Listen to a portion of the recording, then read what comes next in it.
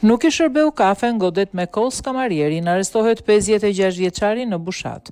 Një ngjarje rënd ka ndodhur mbrëmjen e spremtes në qendër Bushatit, ku një konflikt për motive të dobta mes dy personave ka përfunduar me dhunë fizike dhe plagosje të rënd. Sipas informacioneve zyrtare nga policia e Shkodrës, shtetasi BSH, 56 vjeç, ka goditur me një mjetprerës kos kamarierin PV, 39 vjeç, pasi dyshohet se ky i fundit nuk i ka shërbyer kafe, duke i shkaktuar dëmtime në kokë, trup dhe një frakturë, thyerje në krahun e djathtë. Ngjarja ndodhi në ambientet e një lokali në qendër të Bushatit.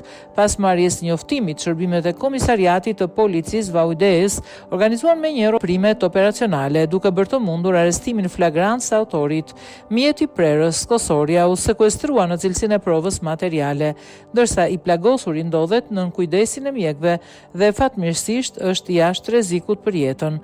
Materialet proceduriale janë referuar në prokurori pranë gjykatës së jurisdiksionit përgjithshëm Shkodër për vijimin e hetimeve.